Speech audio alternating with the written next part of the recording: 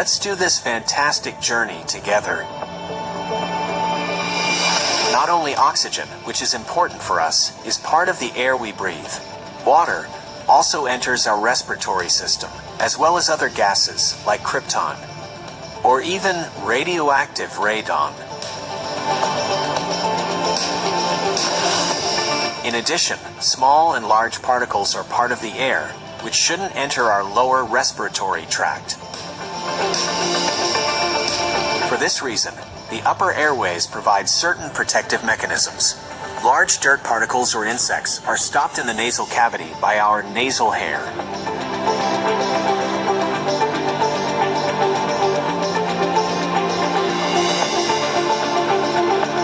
Small particles are trapped by the nasal mucosa.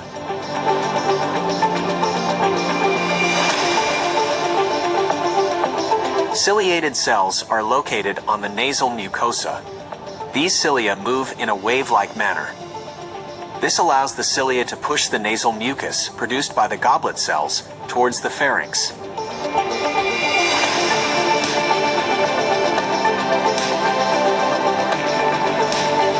Consequently, small particles that have been caught by the nasal mucus are swallowed. This process is called mucociliary clearance.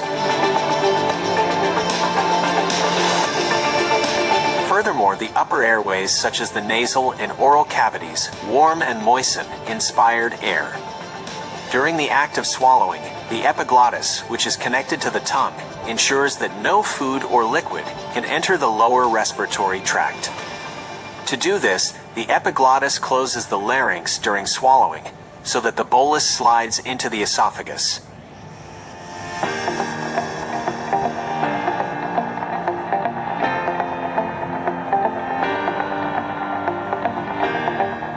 The trachea, right below the larynx, is surrounded by incomplete rings of hyaline cartilage for reinforcement.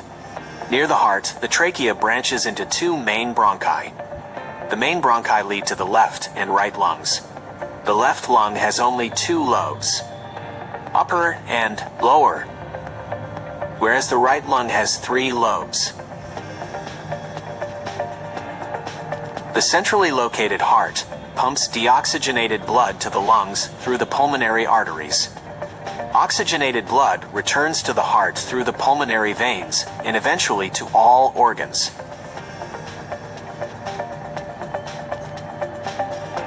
The main bronchi form the trunks for the bronchial tree. Like the branches of a tree, the tubular system of the lungs starts here, into finer and finer branches. The right lung has 3 lobes with 10 lung segments. Each lung segment receives its own air and blood supply.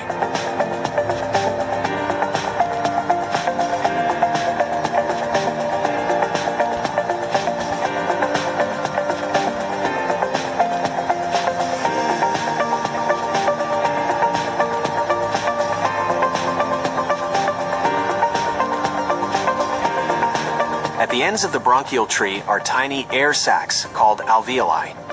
It is estimated that humans have 300 to 400 million alveoli.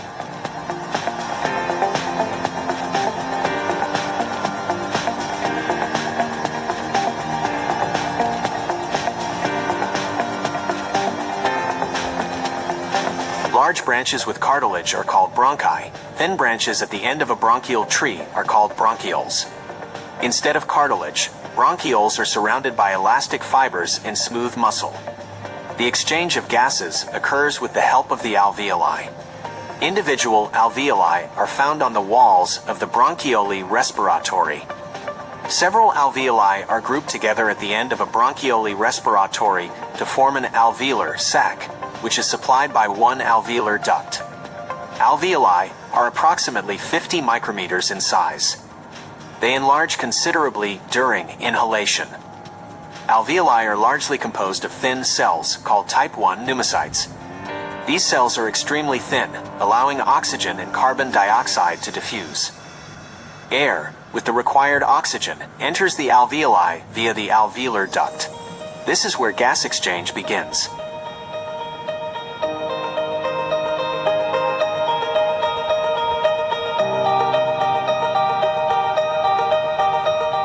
All alveoli are covered with a network of thin blood vessels. Deoxygenated blood can thus be enriched with oxygen and at the same time release unneeded carbon dioxide into the alveoli. This is done with the help of red blood cells, the erythrocytes.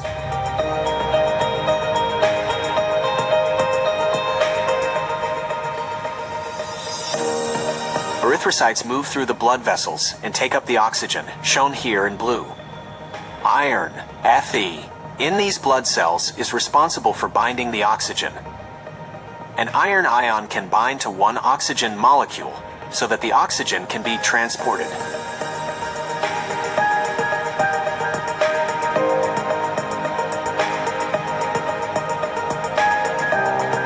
At the same time, the carbon dioxide in the bloodstream and emitted by red blood cells diffuses into the alveoli. This is made possible by diffusion. In the alveoli, we see a lot of oxygen, whereas in the blood vessels, there is a lot of carbon dioxide. This difference in concentration is eventually balanced by diffusion. This is how the differences in concentration are equalized.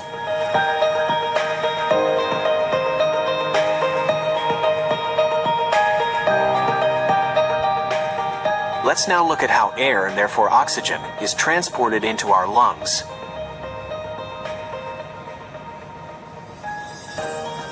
Our body has various muscles that inflate and deflate the lungs. The muscles of the neck are responsible for fixing and raising the sternum and upper ribs, and certain muscles between the ribs raise and lower all the other ribs.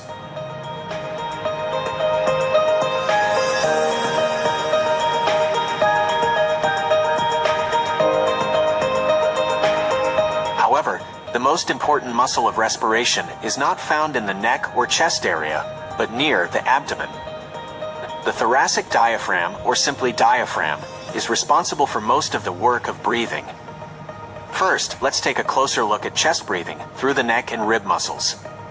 Due to their arrangement and the contraction of the rib muscles, the ribs rotate outward. This causes an increase in volume, particularly in the lower regions, that is, the caudal ribs.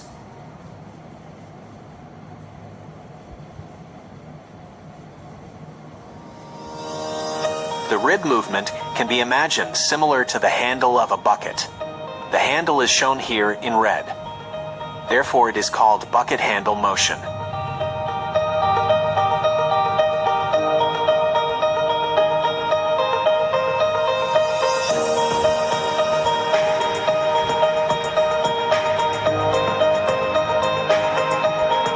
The increase in chest volume occurs not only laterally, but also sagittally. The sternum rotates as well, as seen here. This is called pump handle motion, because the movement of the sternum can be thought of as the motion of a pump handle. Thus, one can easily visualize the increase and decrease in volume of the lungs.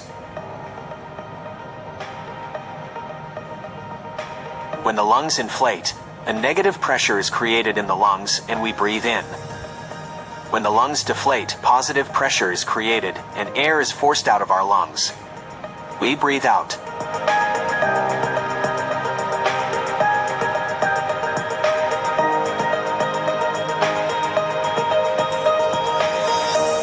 Inhalation, exhalation.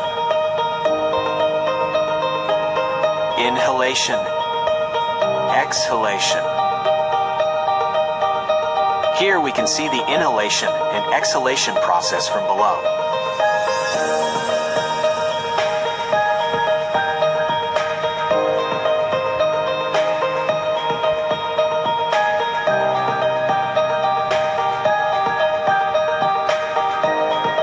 As noted earlier, in addition to chest breathing, we can use diaphragmatic breathing. It can be performed separately or in cooperation with chest breathing. Diaphragmatic breathing is the natural way of breathing at rest. During diaphragmatic breathing, the diaphragm rises and lowers. When it rises, we exhale. When it lowers, we breathe in. In order for the lungs to inflate and deflate, the body has a pleura. The pleura serves as a lube outside of the lungs to allow for up and down motions against the chest wall. For this reason, the inner pleura covers the lungs. The outer pleura lines the rib cage and diaphragm. This allows the inner pleura to shift against the outer pleura.